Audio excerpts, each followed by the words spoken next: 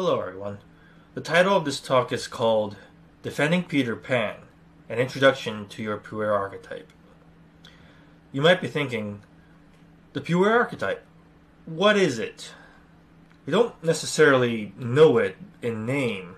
We don't know it by name in our day-to-day lives, but maybe in fact be familiar with this concept in any case.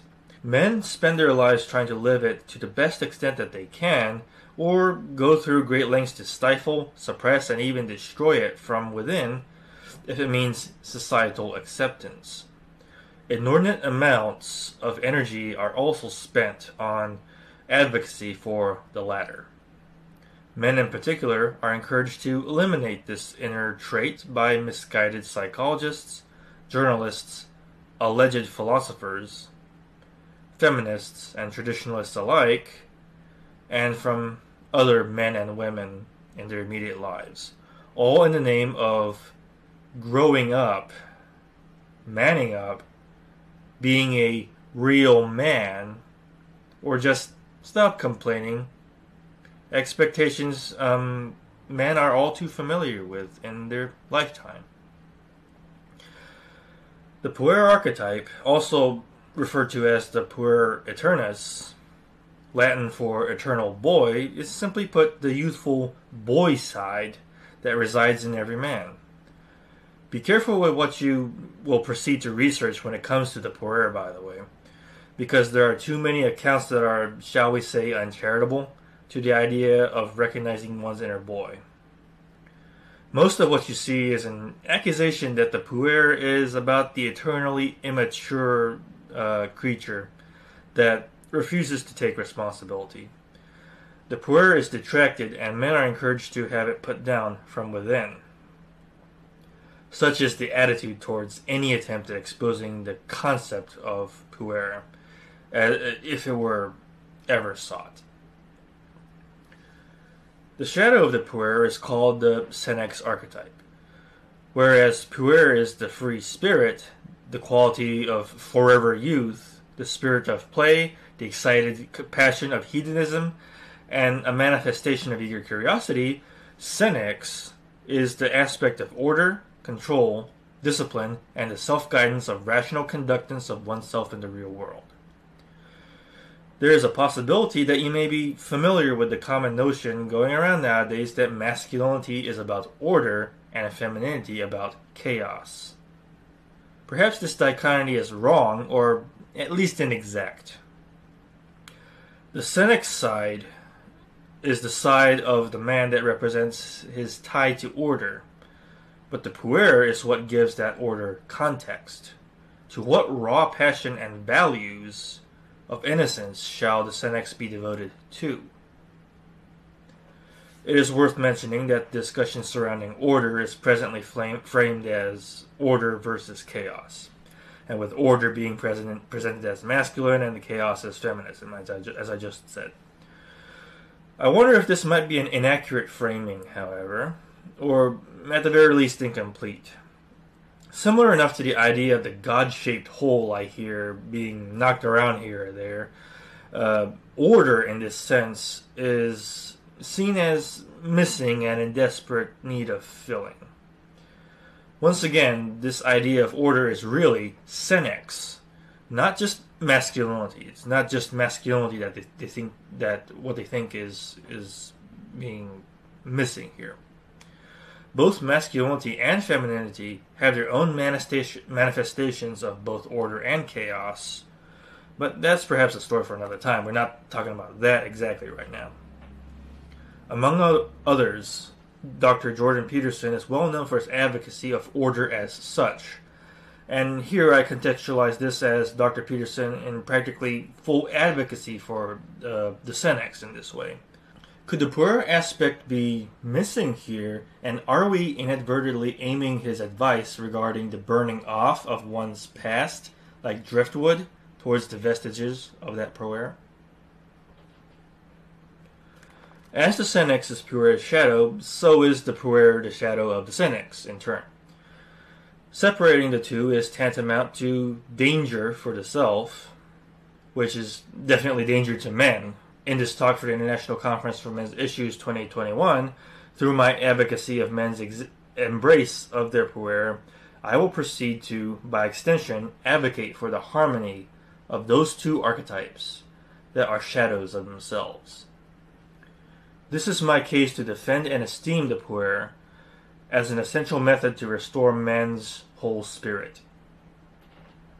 I will be remiss in not mentioning that a man's puer does have a counterpart for women called the puella, although primarily in this talk we'll be speaking of the puer archetype in terms of the inner boy and how it relates to men and their issues. I will say there that there's absolutely no doubt that the same principles I'll present can be applied to women and their puella.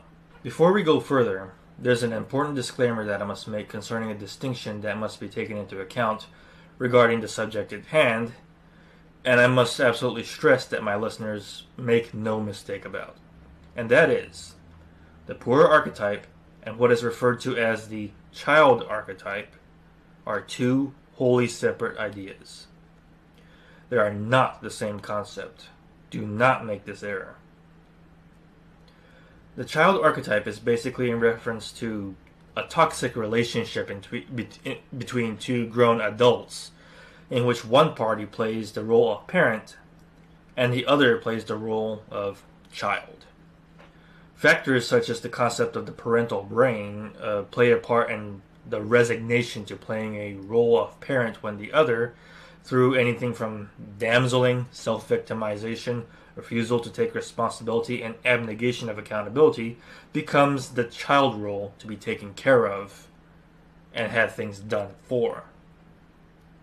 We in the men's movement may be somewhat familiar with this archetype and warn against the dangers of this, especially when it comes to women who know nothing except being treated like a princess of automatic unearned worth. Once again, don't make this mistake. This is not the puer archetype. The puer is not defined in itself by the dependencies, the victimizations, and the need for a parental counterpart that shields them from consequences. Detractors of the puer will erroneously attribute these qualities as the inner child of immaturity, that of dependence, mother complexes, and of tantrums. Even Carl Jung himself seems to have slightly an uncharitable view of the subject of the puer aeternus, if the title of his paper on the subject, The Psychology of the Child Archetype, is any indication. He was more moderate and discerning about the degrees by which the puer was to be made essential and non-essential, compared to his followers, the so-called classical Jungians.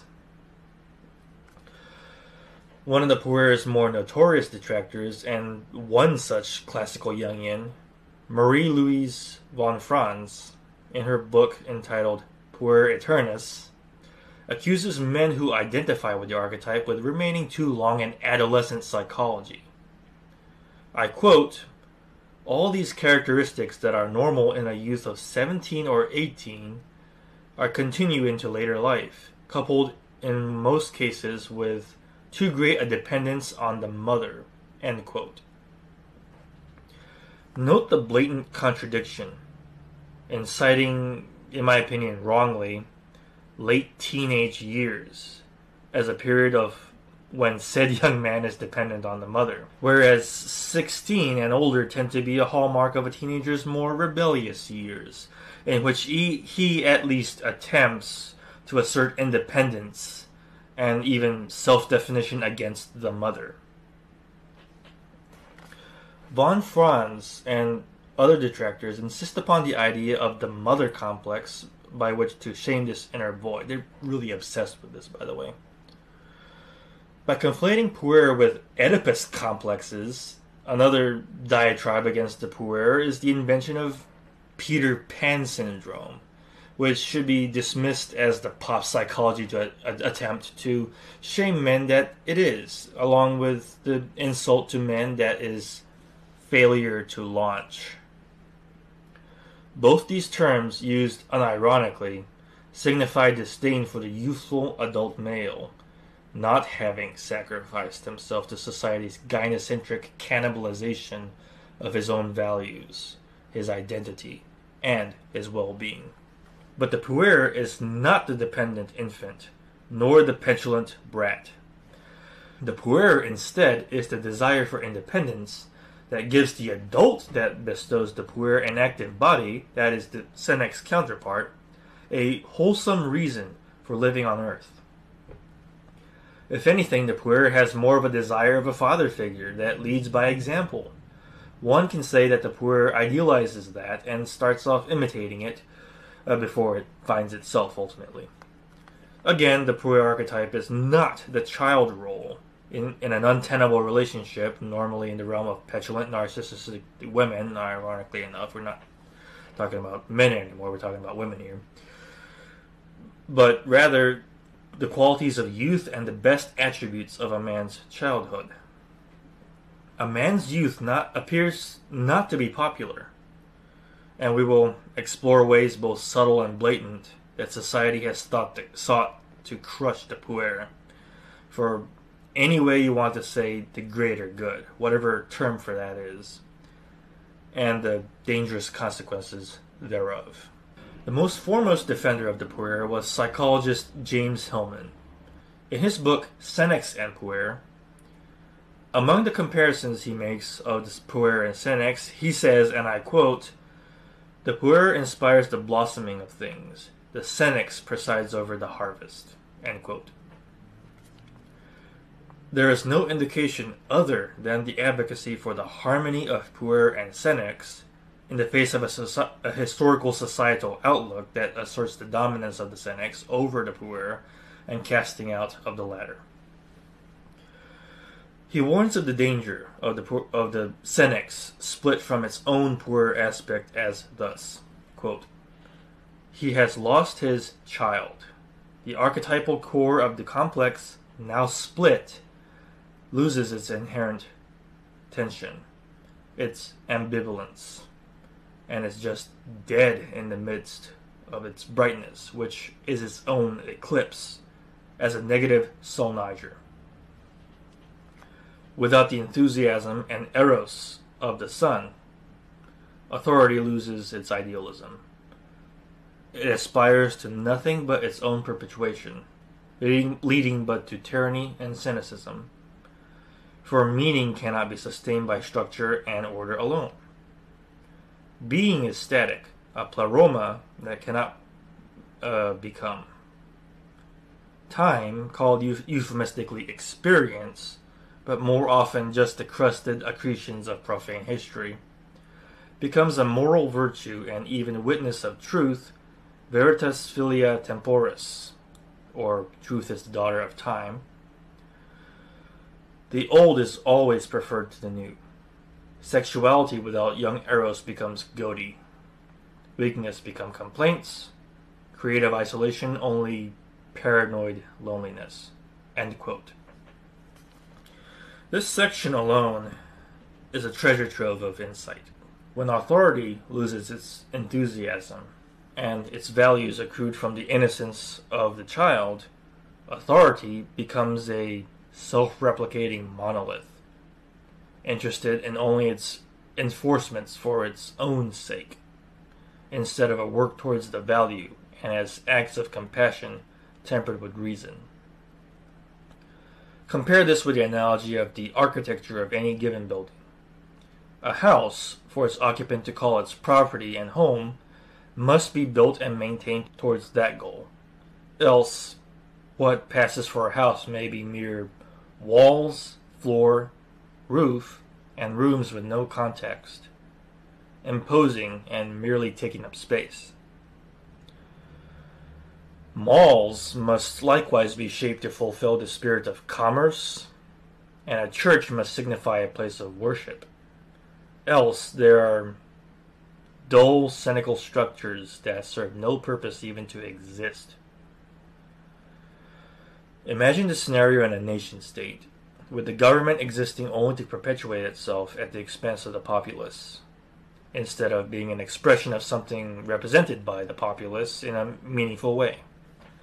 Such is the self-perpetuating nature of the state, however, whose governance ignores the value aspect of country, land, and those who live in it. Sexuality without young eros becomes gaudy. What did Hillman mean by this? Hillman warns of the callous sexuality of drudgery, bereft of passion. One might wonder if it is a sexuality at all without passion, yearning, and excitement, but we see it often enough in sex as a way of getting it over with and going through the motions. Perhaps a man may have sex because it is a rarity in his life with his partner, and although he takes what he can get, in the back of his resentful mind are fantasies of pursuing objects that are closer to his desire, that which he normally cannot have, that his current partner won't indulge him.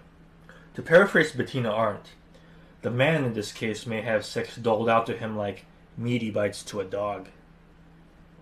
Condescension, as such, has no place in sexuality, but it has taken the place of the puer that is disinvited, yet absolutely crucial.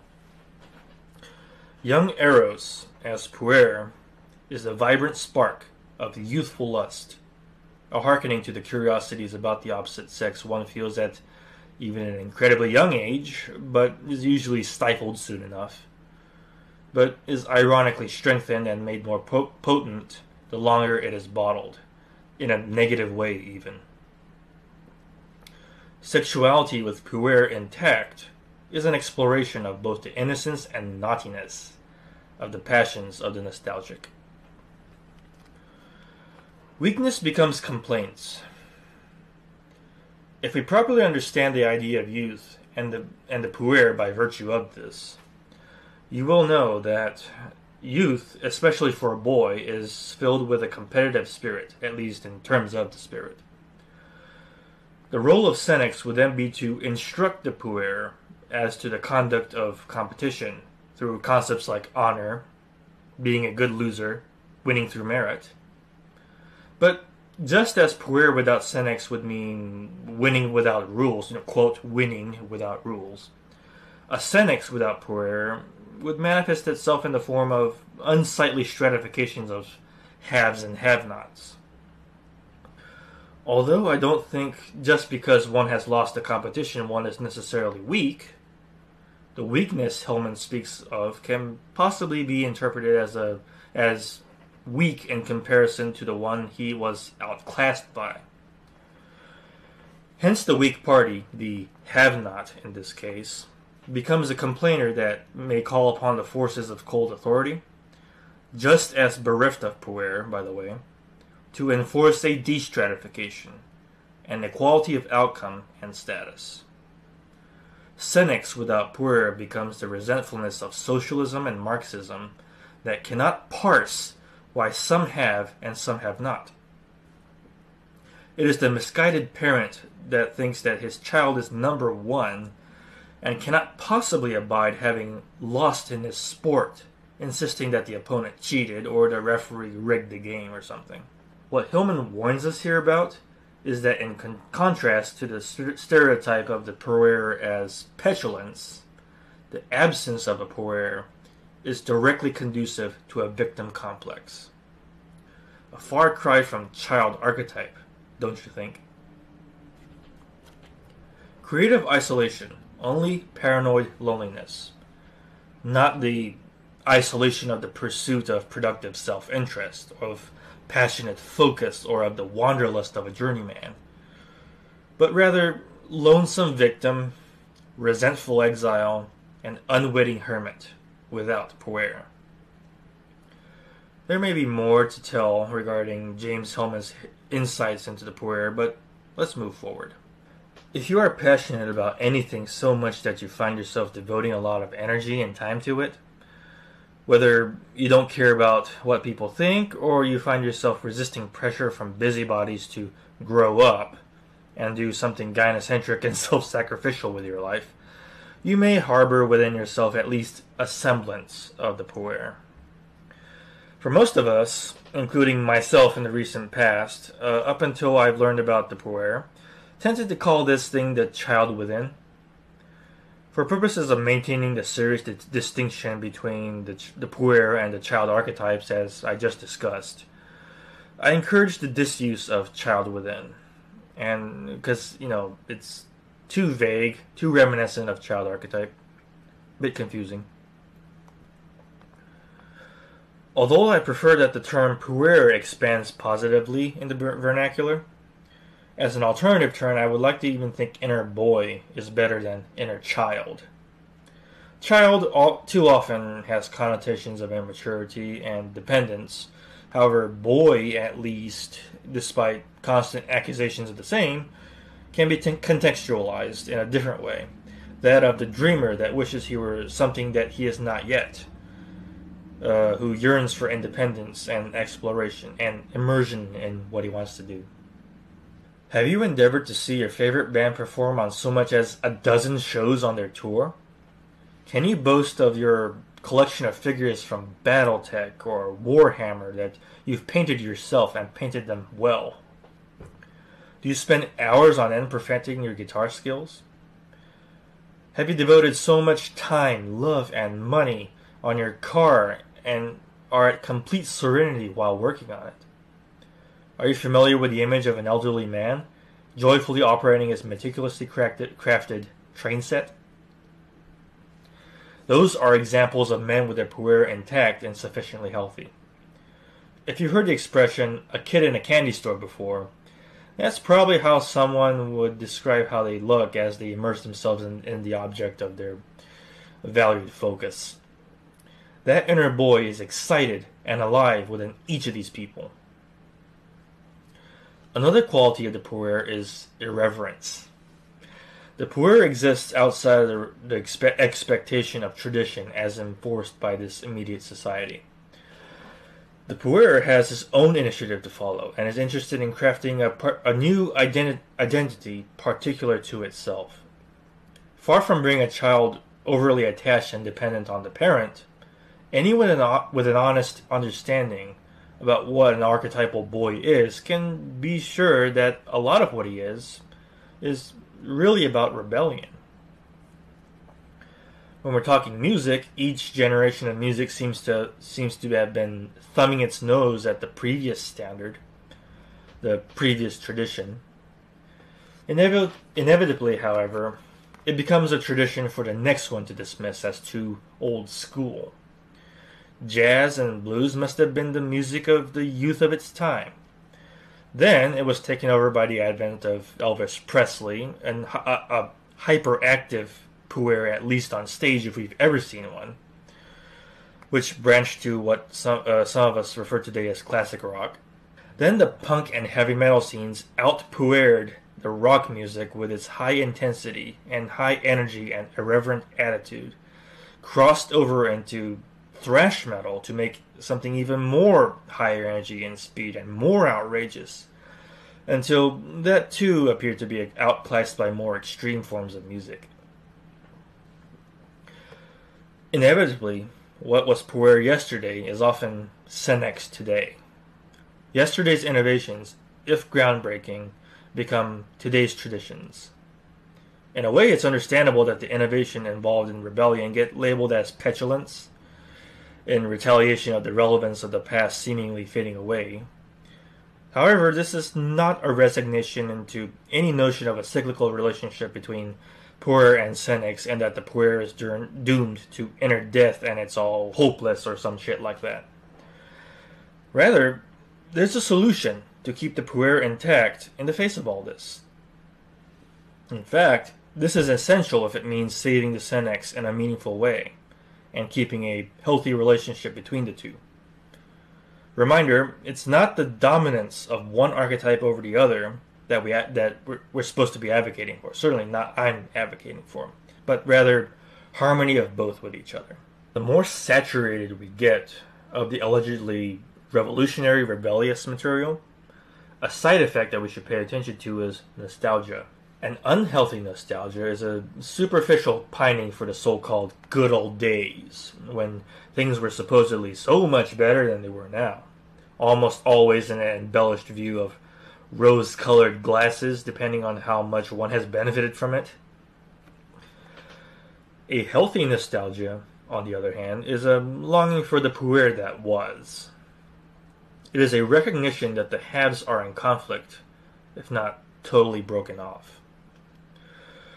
What we hear in the now constant, no longer fresh new music that we may dislike in the present day is possibly a Puer-shaped hole where the former Puer occupied, at least from one perspective. If Senex is the methodology of perseverance, the Puer is the value to be upheld with that. A type of music needs an injection of the best Puer quality of the past if it needs to survive. Else, without Puer, it just becomes a fad to be replaced. This lesson can be applied obviously outside of music. If the Puer is torn out, then the remaining Senex becomes something to be torn down. The implication of suppressing or destroying the Puer should be alarming, even to those more conscious about societal well-being. But that's what's happening, even unconsciously.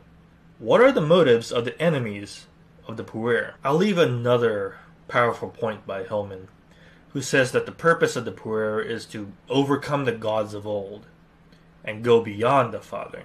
A father's relationship towards his son should perhaps be of this nature. Make sure that the son surpasses the father, not that the son follows every rule arbitrarily established by the father. The fear of God encapsulated in this fear, which is not respect, by the way, fear is not respect, of the father's wishes, will be a skyscraper-sized obstacle to surpassing the father. Now, don't get me wrong here. I'm not necessarily saying that the Puer, unlike the Senex, cannot manifest itself in a negative way as well. Far from it.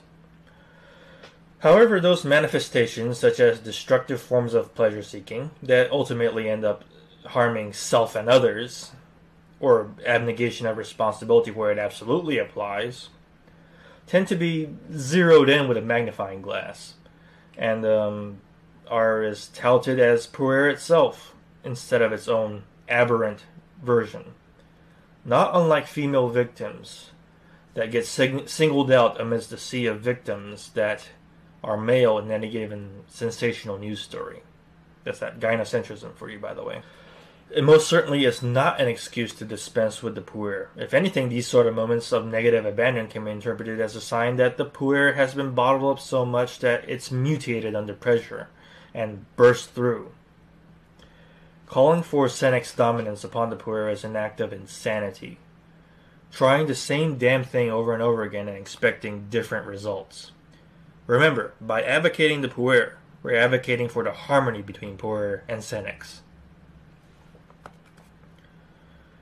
Men are regarded as immature children just for being enthusiastic about their set of passions. Granted, men are regarded as immature children just for being enthusiastic, period, in favor of some misguided notions of stoicism in which a man is supposedly not allowed to show or have emotions. This is not what stoicism is, by the way, though too many unfortunately take it as such, but I digress. In media, every time a male who is nerdy is portrayed, their nerdy state is the subject of ridicule, and he may only redeem himself from that status and into being a real man once they've sold off their Asia albums or their video games, or he's found some run-of-the-mill girlfriend and is in a position to conform, lest she will leave. He does conform, though.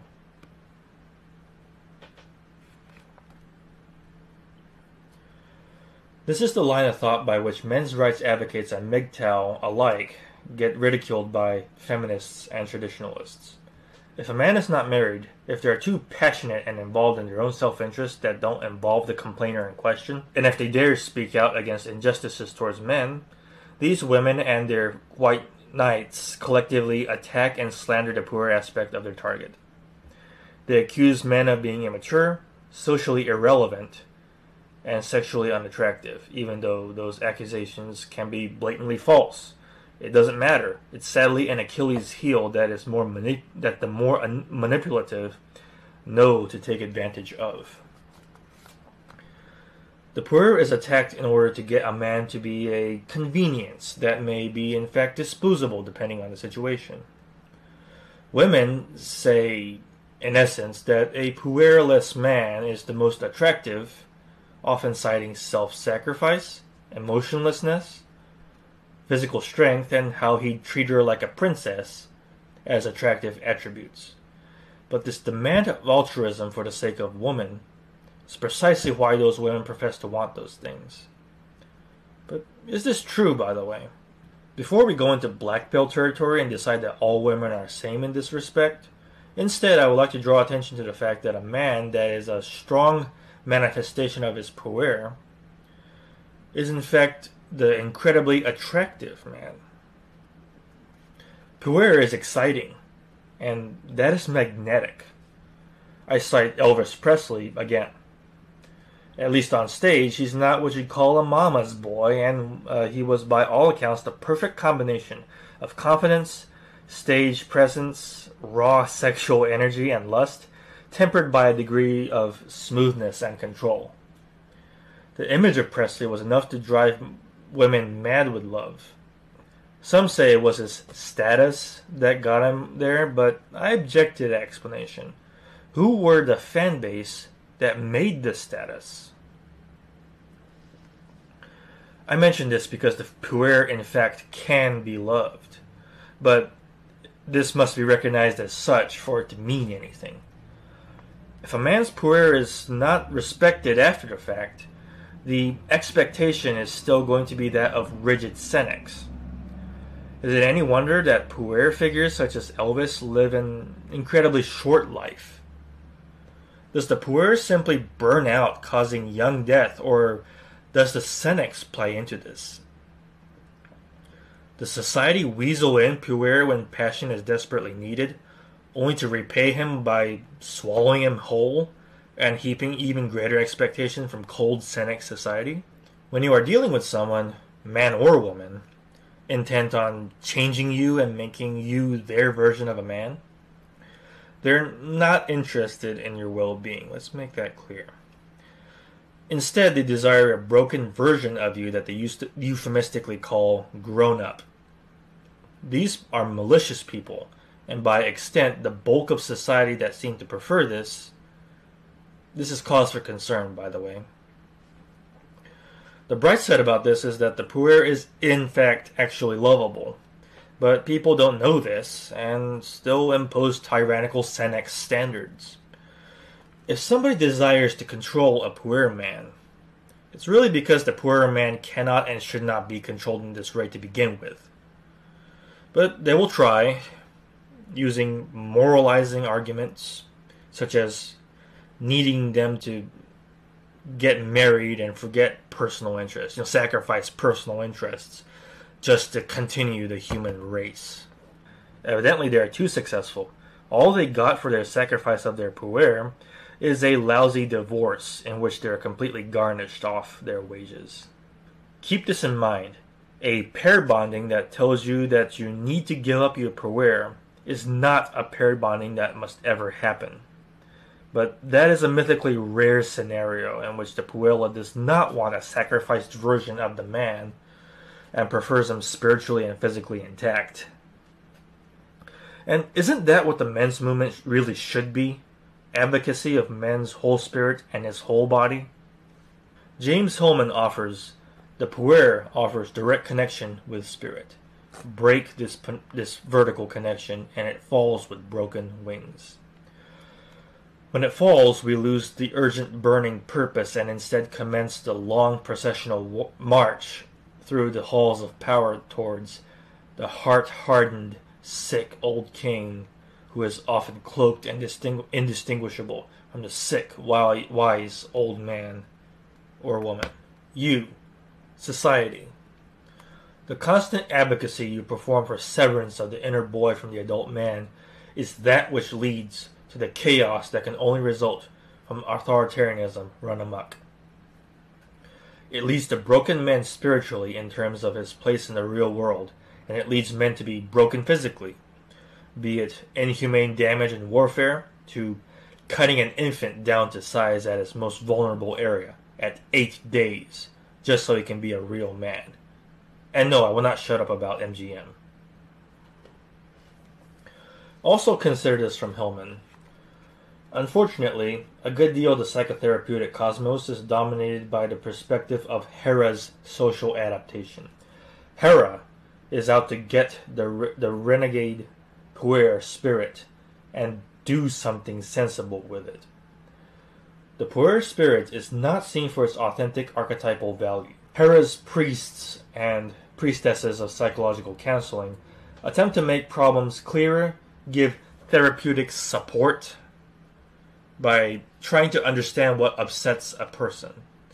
Psychological counseling then literalizes problems, and by killing the responsibility of seeing through to their madness, kills the spirit.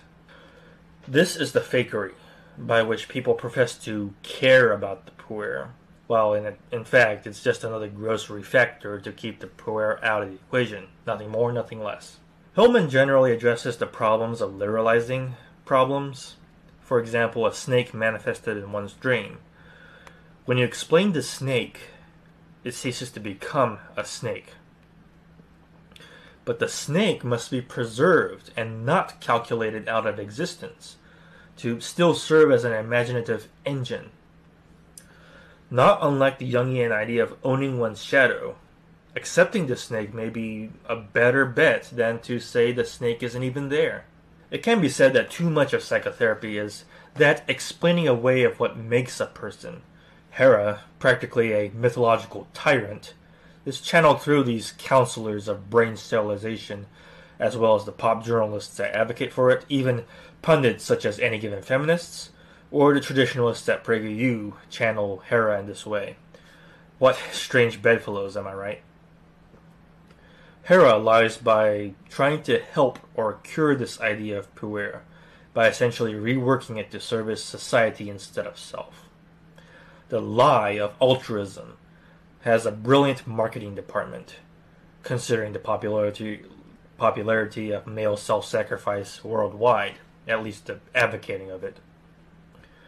Back to the Jungian analogy, consider the wisdom of embracing one's shadow to become more complete and formidable by the merger of the positive and negative aspects to be the best self one can be, and then to explain away that shadow. If there's no shadow to merge with, this transformation cannot happen.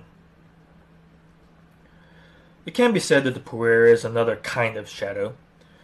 Whereas the shadow as we know it is the subconscious of dangerous things kept hidden to keep up appearances, the Puer is hidden for the same reason, except that it is a manifestation of innocence and brightness, that which is uncorrupted. But it can be only corrupted when it's cast in the shadow and left in the fog to rot. The Senex is only as dangerous as what shadows it harbors and tries to exterminate.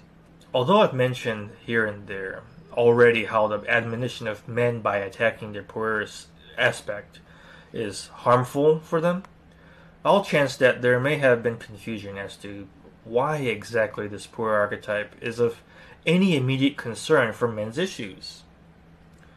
If you take into consideration that so much of hardship for man manifests itself in the breaking of his youthful spirit, and from there it branches off into problems in schools, and family life, and emotional well-being, and everything else, I'm hoping this talk gives you the context necessary to identify what is at the heart of the youthful spirit that actually gets gutted in order for the damage to be complete. Advocacy for the Puer is an advocacy for man's spiritual intactness. The spiritual intactness will be the tool a man needs to restore his self-confidence, his self-esteem, and self-respect. Respect for this spiritual intactness will serve as the inspiration necessary to resolve men's problems worldwide, so long as individuals are rationally persuaded and appealed to. I wanted to speak about what makes the inner boy a sign of hope. I've stated this many times already, but the Puer is not the child archetype of petulance and dependence that its detractors want it to be. A spoiled brat wants to be under the care of his parents or whoever happens to take their place of that in later life. The Puer is the opposite.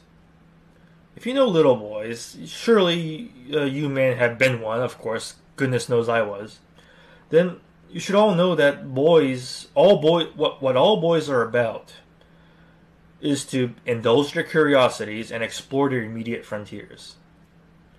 Boys pretend that they're as good and as competent as the adults that they idolize. They aren't yet, but they want to be. Their dreams of what their future vocations are going to be are vast. Rarely do you see a child that just wants to be a child forever. I remember my childhood in Japan. In particular, this one evening when I was hanging out with some other boys, and basically did not want to stop hanging out. It was just one night that happened. We made a rather pathetic hangout spot using cardboard boxes and a light hillside. I think I remember playing the Pokemon card game, but I don't think I played it right. We kept on moving forward, just exploring, when it was getting dark by that time, and we got tired and we tried to work our way back home, but not before possibly getting lost. I remembered it took a kind of a long time to do so. We found that all our immediate families were out looking for us, and they were mad at us that we'd been out for so long before we were supposed to turn in. I bring this up because that is what boyhood really is. A way to define oneself against what is expected.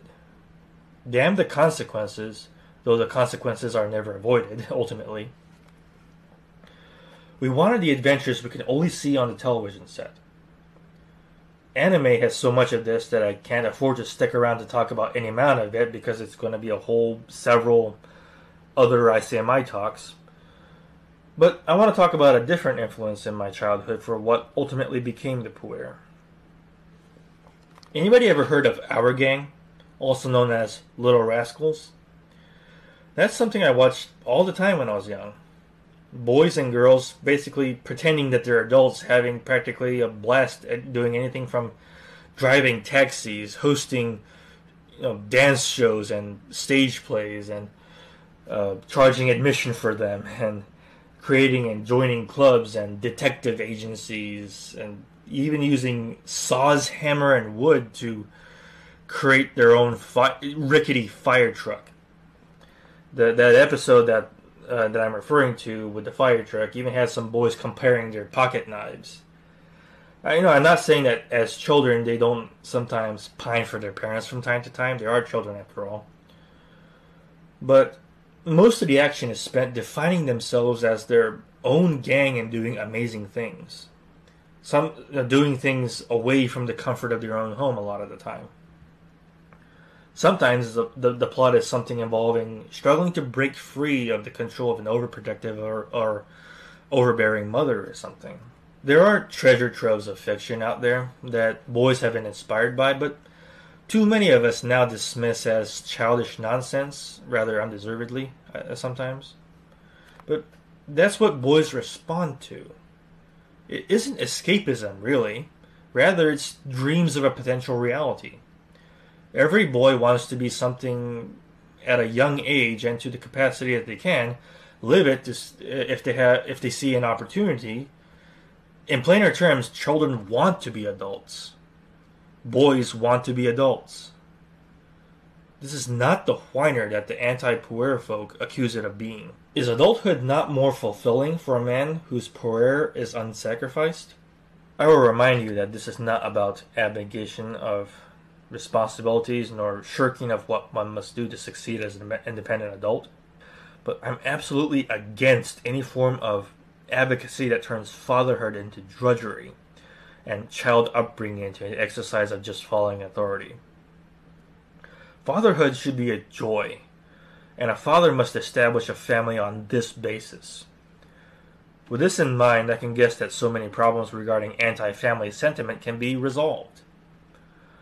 True fatherly parenting must be an exercise of leading by example.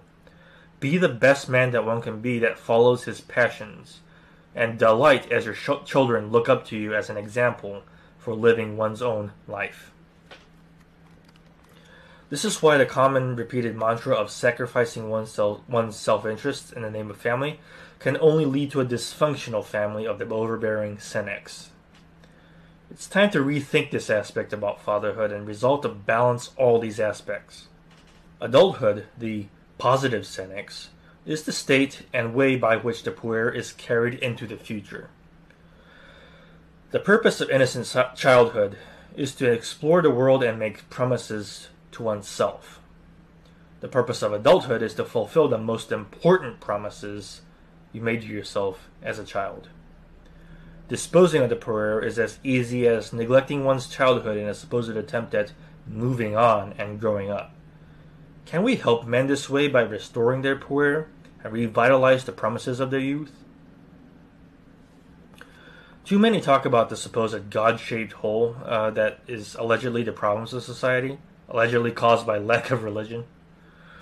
But I think the real problem is the puer-shaped hole, which society always makes sure is empty, usually in the name of religion or society or the greater good and the fear of failure to launch. Don't let them tell you you failed to launch just because you followed legitimate passions that only you can understand, but narcissists and parasites cannot take advantage of. Those passions come from idolizing the world of adults. It's time to pay that respect back by rescuing the inner boy and giving him a look into his own future in real time. Anyway, thank you for listening to my talk. I hope it's been of some value and interest to you, and I encourage you to engage with me in the subject, because there is no doubt still more to tell. Thank you very much.